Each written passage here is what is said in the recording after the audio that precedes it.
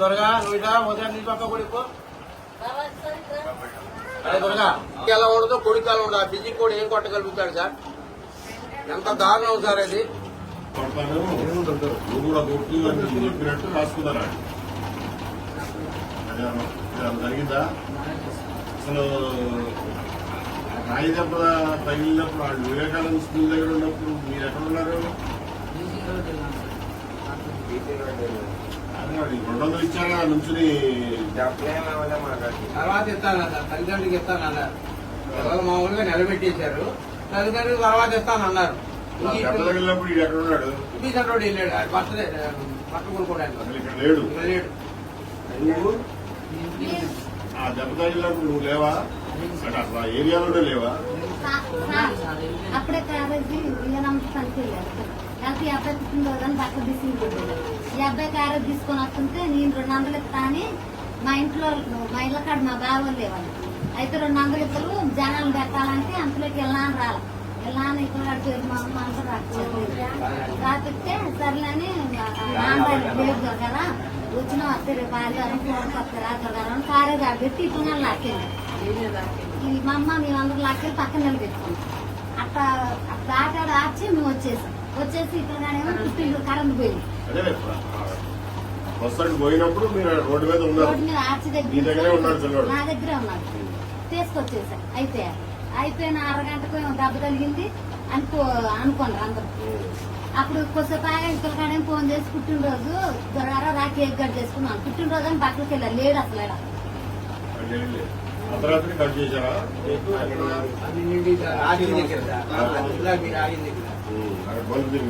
మలుపు దిగిన దగ్గర అదే మైనస్ అయింది సార్. అడిగి అప్పుడైతే కేక్ కట్ చేశాడు వాళ్ళు ఏమైనా క్రియేట్ చేసుకున్నారంటే జగన్మోహన్ రెడ్డి మీద రాయేసాడు, గొప్పగా వీళ్ళు బర్త్డే చేసుకున్నారు, ఆ డబ్బులు కూడా కోండమ్మ గారికి పంపించారని ప్రచారం చేశారు. అదే వీడైతే మ్యాజిస్ట్రేట్ ముందు నిజమే చెప్పాడు అని చెప్పాడు. మ్యాజిస్ట్రేట్ దగ్గర ఇచ్చిన స్టేట్మెంట్ స్టేడియంలో కరసాము నేర్పిస్తాడు. అదే సార్ ఆ రోజు నన్ను స్టేజ్ వచ్చి నువ్వు కొట్టింది సాధి నేను ఎవరో కూడా తెలియదు. ఎవరో తెలియదులే. ఆయన అట్టే చెప్పాడు మరి. ఏమో సార్ ఆయన ఎవరు అసలు తెలిసాడు? ఆ రోజు స్టేజ్ లో మా చెప్తుండ్రు మీరు చెప్పినట్టు ఆ కరసాము కూడా అది డిప్యూటీ మేయర్ మేనేజ్ చేస్తుంటాడు. గవర్నమెంట్ మామూలు ఉంది కాబట్టి ఆ స్టేడియంలో ఎంప్లాయీ అంటే అలా మాట విన్నారు కదా, అలా చెప్పించుంటారు. అయితే ఆ రోజు నా పేరు వచ్చే ముందు సర్జరీ తెచ్చారు ఆయన.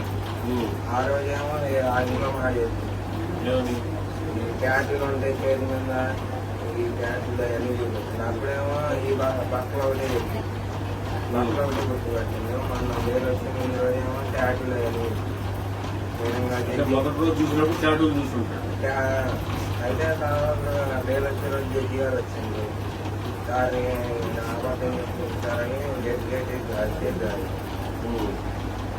గురుప్రకాష్ సార్ ఏమో అర్చన ఆ రోజు ఏం చెప్తుంది సార్ మరి ఇప్పుడు ఏం చెప్తుందని ఈ ప్రదీప్ కుమార్ జైల్లో వరుసగా నిల్చోబెట్టి గుర్తుపట్టించారా? నాతో పాటు ఇంకా ముగ్గురు పెట్టిండు.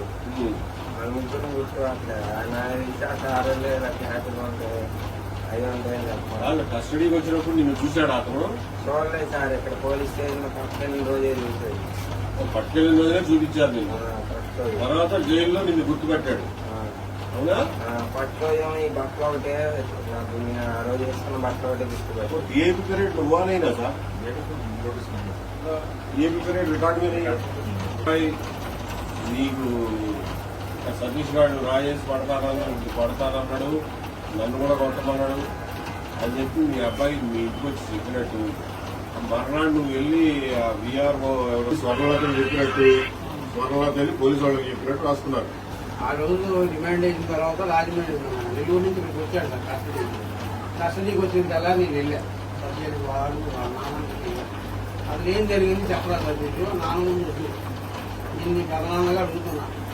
నువ్వు చేసినా చెప్పు, చేయకపోయినా చెప్పు, నా మీద ఒకటే చెప్పు అని చేయి పెట్టాను. పెదనాన్న నన్ను బంధువులు పెట్టి బెదిరించారు, త్వరగాలో పేరు చెప్పమన్నారు, ఎమ్మెల్యే పేరు చెప్పమన్నారు. ఈమెకి అత్యంతం లేని పరిస్థితుల్లో అమ్మా నాన్నని కాల్ చేస్తానన్నారు. నా గురించి కాదు, అమ్మా నాన్న కాల్ చేస్తానని ఒప్పుకున్నా అన్న తర్వాత ప్రెస్ మీట్ లో కూడా అదే చెప్పాం సార్. బెదిరించేసి వాళ్ళని చిన్నపిల్లోడాడు మనకి 18 ఏళ్ళు 19 వచ్చినాయి సార్. కరెక్ట్ గా ఆ బర్త్డే ముందే వచ్చినాయి. అది అయితే జీవనంలోకి వెళ్ళాలి 18 లోపలే అప్పుడు వచ్చేసి సార్ గారు కూడా చూశారుగా. ఆ బర్త్ సర్టిఫికేట్ చూసి వాళ్ళు ఏం చేశారంటే సార్, ఎప్పుడైతే వీడు మీకు జరిగిందని తెలిసిందో వాళ్ళు మున్సిపల్ తీసేస్తున్నారు కూడా రాలి. హాస్పిటల్ తీసుకొస్తేనే కదా రిమైండ్ చేస్తారు, లేకపోతే అసలు రిమైండే కాకుండా. ఎందుకంటే 4 గంటలే ఉండే కదా వాడు కేవలం అదే సార్, బెదిరించేసి చిన్న సామాజిక వర్గం వీళ్ళు ఏం చేస్తారులే వల్ల ఏముంటుంది. ఎవరో ఒకటి పట్టుకోవాలంటే ఎవరినైనా పట్టుకోవచ్చు కదా, ఇండియన్ పట్టుకున్నారు అంటున్నారు. ఏం లేదు సార్, చెప్తున్నాగా కొంతమంది కుర్రవాళ్ళు టీడీపీలోకి వెళ్ళారు. ఆ ఓటింగ్ అంతా ఒక వైసీపీ పోతుంది. దాంతో వాళ్ళు అక్కసుతో చేసిన పని ఇది. సామాజిక వర్గం ఆపాదించడం అనేది ఎట్లా ఉంటాడని ఇటు చిన్నగానే చూపించుంటారు. ఈయనే చూపెట్టాడు. మొత్తం 6 పిల్లలను 7 పిల్లలను తీసుకెళ్ళారు. తీసుకెళ్లారండి. 7 సంవత్సరం 7 వయసు వాళ్ళు. మూల మీద ఆర్ఎస్పేట దాకా తీసుకెళ్ళారు మమ్మల్ని తల్లిదండ్రులు. తీసుకెళ్ళి మీ పిల్లల్ని వదిలిపెట్టేదో సంతకాలు పెట్టించుకొని ఆ పేపర్ మొత్తం ఖాళీ పేపర్ రాసుకుంటాం, ముందే రాసుకొని పేపర్ సంతకాలు పెట్టించుకొని మేము పంపిస్తాము. మీ పిల్లల్ని సంతకాలు పెట్టిన ఆర్ఎస్పేట టర్నింగ్ దాకా తీసుకెళ్ళి స్టేషన్ దాకా కూడా తీసుకెళ్ళాం. మమ్మల్ని అక్కడ తీసుకెళ్లి సంతకం పెట్టించుకొని మమ్మల్ని పంపించారు. తర్వాత వాళ్ళు ఇక్కడ తీసుకొచ్చి మాకు పెద్దలుగా మాకు హ్యాండ్ ఓవర్ చేసి తల్లిదండ్రులకి మేము అప్పచెప్పాము. ఆ రోజు ఆ మ్యాటర్ మొత్తం వాళ్ళే రాసుకున్నారు, వాళ్ళే రాసుకో. సంతకం కూడా పెట్టించుకున్నారు. ఒకటి పెట్టించుకోలేదు. మాకేం తెలియదు, అది దాంట్లో రాసింది కూడా మాకు తెలియదు. మేము ప్రైవేట్ కొట్టగానే సర్వీస్ నీకు చెప్పినట్టు నువ్వు కూడా కొట్టాలని రాయి నువ్వు వద్దులేదా అని చెప్పినట్టు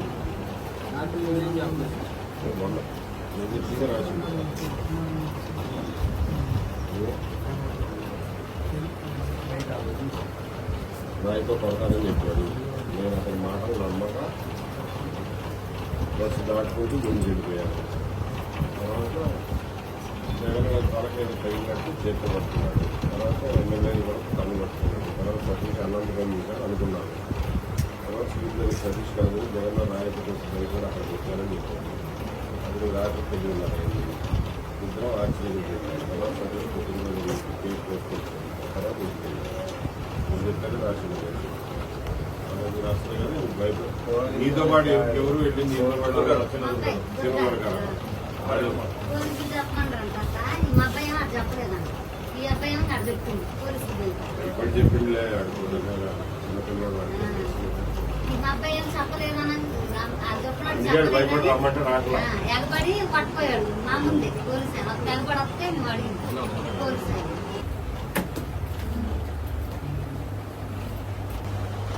జరిగిందని వివేకానంద స్కూల్ అదే రాశారు కదా.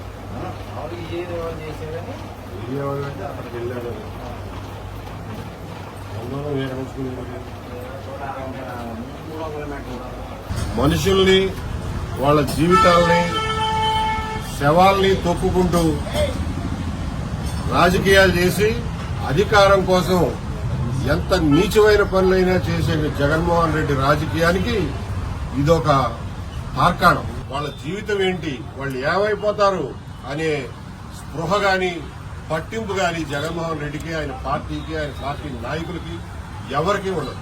ఇక్కడ ఒక వడ్డెర యువకుడిని, వాళ్ళ కుటుంబాన్ని, ఇక్కడ వేలాది మందిగా ఉన్నటువంటి వడ్డెర సమాజాన్ని, జీవితాల్ని అతలాకుతలం చేసినటువంటి సంఘటన ఇది. గజమాల వేసినప్పుడు తగిలిన దెబ్బో ఎట్లా తగిలిందో తెలియదు గాని కొద్దిగా చీరుకుపోయి రక్తం వచ్చిన సంఘటనని నిమిషాల్లోనే ఎవరో రాయేసి కొట్టారు, హత్యా ప్రయత్నం చేశారు అనే నాటకంగా దాన్ని అప్పటికప్పుడు మార్చి పాడేసి ఎవడ దొరుకుతాడా బలిపశువు అని చెప్పి 2-3 రోజులు వెతికి అందరికంటే బలహీనంగా కనపడినటువంటి ఈ సతీష్ ని ఒక ముద్దాయిగా చిత్రీకరించి ఏమాత్రం సాక్ష్యాధారాలు లేకుండా, ఏమాత్రం సాక్ష్యం లేకుండా అతన్ని తీసుకెళ్లి అరెస్ట్ చేసి 45 రోజుల పాటు జైల్లో పెట్టారు. కోడికత్తి శ్రీని 5 సంవత్సరాలు జైల్లో పెడితే సతీష్ ని 45 రోజుల పాటు జైల్లో పెట్టారు. ఆ రోజున ఎలక్షన్ల హీట్ లో, రాజకీయ వేడిలో ఎవ్వరూ ముందుకొచ్చి సాయం చేయడానికి కూడా భయపడిన రోజులని ఒకసారి గుర్తు తెచ్చుకోవాల్సిందిగా కోరుతున్నారు. ఆ రోజుల్లో సలీం గారు ఈ కుటుంబానికి అండగా వచ్చి ఒక్క రూపాయి కూడా ఫీజు తీసుకోకుండా ఇప్పటి వరకు ఆ కుటుంబానికి అండగా నిలబడ్డారు. ఈ కుర్రాడిని 45 రోజులకైనా బయటికి తీసుకురావడానికి ప్రయత్నం చేసి సఫలమయ్యారు. గవర్నమెంట్ మారిన తర్వాత ఇప్పటికి సంవత్సరం అయిన తర్వాత కూడా ఇవాళ వరకు విత్డ్రా చేయలేదు, ఆ కేసును క్లోజ్ చేయలేదు. ఆ కుర్రాడి ఇవాళకి వారం వారం పోలీస్ స్టేషన్ కి వెళ్లి సంతకం పెట్టడమే కాకుండా అక్కడ చిన్న చితక పనులు కూడా చేయించుకుంటున్నారంటే ఈ దుర్మార్గం ఎప్పటికి ఆగుతుంది అని చెప్పి ప్రశ్నిస్తున్నారు. ఇప్పటికే వాళ్ళు తిరగని చోటు లేదు, పెట్టని అర్జీ లేదు. ఇవాళ వరకు ఆ కేసులో ఎటువంటి పురోగతి లేదు. ఆ కేసుని విత్డ్రా చేయడంలో ఎటువంటి చర్యలు తీసుకోవడం. సతీష్ ని నెత్తదుర్గారావుని అరెస్ట్ చేసి ఏ రకమైనటువంటి థర్డ్ డిగ్రీ ఉపయోగించారో వింటే గుండె చెరువైపోతుంది. 2 లక్షల డబ్బు ఇస్తావు, నీ మీద కేసు లేకుండా చేస్తావు, నువ్వు ఒప్పుకోకపోతే మీ అమ్మా నాన్నని కాల్ చేస్తావు అని చెప్పి బెదిరించారు ఈ కుర్రాడు. కొట్టిన దెబ్బలకి ఇవాళ కూడా అన్నం కలుపుని తినలేని పరిస్థితిలో ఉన్నాడు ఈ కుర్రాడు. చూడండి ఎట్లున్నాడు. 19 ఏళ్ల కుర్రాడు ఉండాల్సిన శరీరం అనేది. అట్లాగే పెద్ద దుర్గారావుని 5 రోజుల పాటు కంటిన్యూస్ గా థర్డ్ డిగ్రీ ఉపయోగించి చెప్పుకోవడానికి వీలు లేనంత దుర్మార్గంగా ప్రవర్తించి ఇక్కడ మైలవరం పోలీస్ స్టేషన్లోనూ థర్డ్ డిగ్రీ ఉపయోగించారు. చివరికి సెర్చ్ వారెంట్లు వేసి హెబియస్ కార్పస్ వేస్తారనే భయంతో పెద్ద దుర్గారావుని వదిలేశారు తప్ప దయదంచి కాదు. ఇంత దుర్మార్గం చేసిన పోలీసుల మీద ఇవాళకి కూడా యాక్షన్ తీసుకోకపోతే సమాజానికి ఏం సందేశం పంపిస్తున్నారో నేను అడుగుతున్నాను. అంటే పేదవాళ్ళకి ఏ రకమైనటువంటి రాజకీయ ఆధారం అండా లేనివాడికి రక్షణ అనేది లేదు అని చెప్పి మనం చెప్పదలుచుకున్నావా? ఈ దుర్మార్గాన్ని నుంచి ఇవాళ కూడా మనకు నివృత్తి లేదు అని అంటే ఏ రకంగా అర్థం చేసుకోవాలి? ఎటుపోతున్నాం? పనులు మానుకుని ఈ కేసుల చుట్టూ తిరిగి 50 చొప్పున లక్ష రూపాయలు డిపాజిట్ కట్టి చలాన్లు కట్టి ఆ పిల్లవాడిని రిలీజ్ చేసుకోవడానికి పెట్టిన డబ్బులతో పాటుగా 5-6 లక్షల రూపాయలు ఆ కుటుంబం ఖర్చు పెట్టాల్సి ఎక్కడి నుంచి వాళ్ళ పూర్తి చేసుకుంటారు? వాళ్ళు చేసిన తప్పేంటి? అసలు ఏమాత్రం సంబంధం లేని కేసులో, ఏ సాక్ష్యం లేనటువంటి కేసులో ఒక కుటుంబం ఇటువంటి బాధలు ఎందుకు పడాలి? దీనికి బాధ్యత ఎవరు వహించరా? రాజ్యం బాధ్యత వహిస్తుందా లేదా? పోలీస్ డిపార్ట్మెంట్ బాధ్యత వహిస్తుందా లేదా? రాజకీయ పార్టీలు బాధ్యత వహిస్తాయా లేవా? ఎవరు బాధ్యత వహించాలి? ఇది మనం అందరం ఆలోచించాల్సినటువంటి. జగన్మోహన్ రెడ్డి గారి పరిపాలనలో పోలీసుల అకృత్యాలకి పరాకాష్ఠ ఈ కేసు. దాన్ని సరిదిద్దాల్సినటువంటి అవసరం ఈ రోజునున్న పరిపాలనా యంత్రాంగం మీద ఉంది. ఖచ్చితంగా ఇది జరిగే వరకు ఆందోళన చేసి తీరుతాం. ఈ పిల్లలకి సరైన న్యాయం జరిగే వరకు కూడా ఈ కేసును వదిలిపెట్టాలని చెప్పి తెలియజేస్తాం. అక్రమంగా కేసులో పెట్టారు కదా మీద వాడి మీద ఎటువంటి యాక్షన్ తీసుకోబోతున్నారు మీరు? నేను యాక్షన్ తీసుకోండి. తీసుకోవాల్సింది కమిషనర్ ఆఫ్ పోలీస్, తీసుకోవాల్సింది పోలీస్ డీజీపీ, తీసుకోవాల్సింది రాష్ట్ర ప్రభుత్వం. ఖచ్చితంగా వాళ్ళ మీద యాక్షన్ తీసుకోవాల్సిందే. ఈ కేసులో జరిగినటువంటి దుర్మార్గం, పోలీసు దౌత్యం మొత్తం రికార్డు మీదకి రావాలి. ఎవరు చెప్తే చేశారో, ఎవరు డైరెక్షన్ లో చేశారో అదంతా కూడా ప్రజల ముందు ఉంచాల్సినటువంటి బాధ్యత ఈ గవర్నమెంట్ మీద ఉంది. గత 5 ఏళ్లలో సామాన్యులే ఇబ్బంది పడ్డారని మీరు చెప్తున్నారు. మీరు కూడా ఇబ్బంది పడే పరిస్థితి కూడా ఉంది కదా? నేను ఇబ్బంది పడితే ఇబ్బంది పడగలిగిన కెపాసిటీ నాకు ఉంది. దాన్ని ఎదుర్కోగలిగిన కెపాసిటీ నాకు ఉంది. వీళ్ళకి ఏం కెపాసిటీ ఉంది చెప్పండి? ఇప్పుడు వీళ్ళతోటి వినతి పత్రం రాయించాను. సతీష్ మీద పెట్టినటువంటి దుర్మార్గపు అక్రమ కేసుని వెంటనే విత్డ్రా చేయాలి. ఆ కేసును మూసేయాలి. అతని మీద పెట్టినటువంటి బెయిల్ బాండ్స్ అన్ని రద్దు చేయాలి. వాళ్ళు కట్టిన ₹1,00,000 చలాన్లు వెనక్కి ఇవ్వాలి. అంతేకాకుండా మానసికంగా, శారీరకంగా పెట్టిన క్షోభకి ఖచ్చితంగా స్టేట్ గవర్నమెంట్ నష్టపరిహారం చెల్లించాల్సిందే. ఆ నష్టపరిహారం మీరు పోలీస్ ఆఫీసర్ల దగ్గర వసూలు చేస్తారో, లేకపోతే వాళ్లతో ఆ పని చేయించినటువంటి రాజకీయ దుర్మార్గుల దగ్గర వసూలు చేస్తారో మీ ఇష్టం. సతీష్ వేధించిన వాళ్ళు ఏ స్థాయి అధికారులు? ఇన్స్పెక్టర్లు ఉన్నారు, ఎస్ఐలు ఉన్నారు, కానిస్టేబుల్ ఉన్నారు. వాళ్ళకి ఎవరు చెప్పి చేయించారో మాకు తెలియదు. మీరు విచారణ చేసి తెలుసుకోండి ఎవరు చెప్పి చేయించారో. ఆ రోజున కమిషనర్ చెప్పాడో, డీజీపీ చెప్పాడో, లేకపోతే రాజకీయ నాయకులు చెప్పారో, జగన్మోహన్ రెడ్డి గారు చెప్పాడో మాకేం తెలుసు. మీరు విచారించుకోండి. అంతేకాకుండా ఈ కుటుంబానికి జరిగిన నష్టానికి నష్టపరిహారం ఇవ్వాలని కూడా డిమాండ్ చేస్తూ ఈ రోజు సిపి గారిని కలుస్తాం. అది జరిగేంత వరకు కూడా ఈ కేసును వదిలిపెట్టమని చెప్పి తెలియజేస్తున్నాం. ఈ కేసులో మొత్తం కేసు వివరాలన్నీ కోర్టులో ఉన్న కాగితాల ఆధారంగా మొత్తం పరిశీలించాం. వాళ్ళు ఇప్పించినటువంటి దొంగ 164 స్టేట్మెంట్లు కూడా పరిశీలించాం. ఎఫ్ఐఆర్ లో ఉన్నది వేరు, రిమాండ్ రిపోర్ట్ లో ఉన్నది వేరు. తర్వాత బెయిల్ పిటిషన్ ఇస్తే బెయిల్ పిటిషన్ లో కౌంటర్ లో వేసినటువంటి వివరాలు కంప్లీట్ గా వేరు. అప్పటి వరకు లేని సాక్షులు కొత్తగా వస్తారు. ఆ వచ్చిన సాక్షుల గురించి కూడా కౌంటర్లు రాయరు. 22వ తారీఖున ఏప్రిల్ 22వ తారీఖున బెయిల్ పిటిషన్ వేస్తే ఆ రోజున పోలీస్ డిపార్ట్మెంట్ కి 4 రోజులు పట్టింది కౌంటర్ వేయడానికి. మే 23వ తారీఖున కానీ వాళ్ళు కౌంటర్ వేయాల. 28వ తారీఖుకి బెయిల్ ఇస్తే దాని మీద మళ్ళా లంచ్ మోషన్ మూవ్ చేస్తున్నాం మేము హైకోర్టులో అని చెప్పి ఆ బెయిల్ మీద అతను విడుదల కాకుండా కూడా ఆఫ్ చేయడానికి ట్రై చేశారు. అక్కడికి జడ్జి గారు 30వ తారీఖు దాకా టైం ఇస్తే ఆ 30వ తారీఖుకి హైకోర్టు నుంచి ఏమీ ఆర్డర్ రాకపోయేసరికి జూన్ 2వ తారీఖుని పిల్లోడు విడుదలయ్యాడు. అంటే నిన్నటికే ఖచ్చితంగా సంవత్సరం. నేను ప్రజలకు తెలియజేస్తున్నది ఒకటే, నీతి నిజాయితీలు ఎక్కడుంటాయో అని చెప్పి మీరు ఒక మనిషిని చూడదలిస్తే ఇక్కడ ఉన్నాడు చూడండి. దీన్ని నిజాయితీ అంటారు. అతన్ని పట్టుకెళ్లి 5 రోజుల పాటు చిత్రహింసలు పెడితే 50 లక్షల డబ్బు ఇస్తాం, మీకు సిటీలో వైసీపీలో పెద్ద పోస్ట్ ఇస్తాం, నీ మీద కేసు లేకుండా చేస్తాం, కేవలం బోండా అమ్మగారి పేరు చెప్పు, ఆయన చెబితే చేయించాను, నేనే 1000 రూపాయలు ఇచ్చి పిల్లోడితో చేయించాను అని చెప్పి బలవంత పెడితే ససేమరా నేను ఒప్పుకోను, ఇటువంటి అబద్దం నేను ఆడను, ఇటువంటి తప్పు నేను చెప్పను అని చెప్పి నిజాయితీకి నిలబడిన పిల్లోడు ఈ పెద్ద దుర్గారం. 2 లక్షల డబ్బు ఇస్తాం, నీ మీద కేసు లేకుండా చేస్తాం, లేకపోతే మీ అమ్మా నాన్న కాల్ చేస్తాం అన్నా సరే నీతికి నిలబడినోడు వీడు. 1-2 సతీష్. నిజాయితీ అంటే ఇట్లా ఉంటుంది చూడండి. సినిమా హీరోల్లో కాదు, సినిమా క్యారెక్టర్లో కాదు నిజాయితీ ఉండేది. నిజాయితీ ఉన్న నిజమైన మనుషులే. వీళ్ళకి న్యాయం చేయలేకపోతే సమాజంగా మనందరం ఫెయిల్ అయినట్టే. కాబట్టి దీన్ని వదిలిపెట్టే సమస్య లేదు. వీళ్ళకి పరిపూర్ణమైన న్యాయం జరిగేదాకా, వీళ్ళకి సమాజంలో వీళ్ల పట్ల మిగిలిన వాళ్ళు చూపించిన చిన్న చూపుని రూపం మాపేదాకా, వీళ్ల అమాయకత్వాన్ని నిర్దోషిత్వాన్ని నిరూపించేదాకా ఈ ఆందోళనని, ఈ పోరాటాన్ని, ఈ ప్రయత్నాన్ని కొనసాగిస్తామని చెప్పి తెలియదు. ఎందుకంటే ఇవాళ వాళ్ళ కుటుంబ పరువు మర్యాదల సమస్య వాళ్ళ కమ్యూనిటీలో. కాబట్టి ఇప్పుడు సంబంధిత బాధ్యతలు తీసుకుని కమిషనర్ గారిని కలిసి ఆయన వినతి పత్రం ఇచ్చి నిర్దిష్టమైన హామీ పొందే వరకు వదిలిపెట్టమని చెప్పి తెలియజేస్తారు. మొన్న తెనాల్లో ఇన్సిడెంట్ జరిగింది సార్, జగన్మోహన్ రెడ్డి గారు పరామర్శించారు, ఎలా చూస్తారు? 12 ఏళ్ల పాటు తన కేసుల గురించి కోర్టుకు కూడా వెళ్లనటువంటి జగన్మోహన్ రెడ్డి గారిని చూస్తే ప్రజలకి న్యాయ వ్యవస్థ మీద నమ్మకం సన్నగిల్లిపోతారు. దాని పర్యవసానమే తెనాల్లో పోలీసులు చేసినటువంటి అతి. దాన్ని ఖచ్చితంగా ఖండించాల్సిందే. చట్ట విరుద్ధమైన పనులు రోడ్ల మీద ప్రజల్ని లాఠీలతో పెట్టి కొట్టి ఆ వీడియోలు బయటకు పంపించి అదేదో హీరోయిజం అనుకుంటే అది తప్పు. పోలీసుల దగ్గర దర్యాప్తు చేయడానికి, తప్పు చేసిన వాళ్ళని శిక్షించడానికి కావలసినంత హంగు, కావలసినన్ని చట్టాలు, కావలసినంత సరంజామం వాళ్ళకు ఉంది. ప్రొఫెషనల్ గా పనిచేయడం రాకపోతే మానుకుని కూర్చోవాలి అంతే తప్ప అన్ప్రొఫెషనల్ గా ఇట్లా రోడ్ల మీద వీడియోలు తీసి ప్రజల్లో ఒక రకమైనటువంటి భయానక వాతావరణం కలుగజేయడం మంచిది కాదు. దాన్ని నేను ఖచ్చితంగా ఖండిస్తున్నాను. కానీ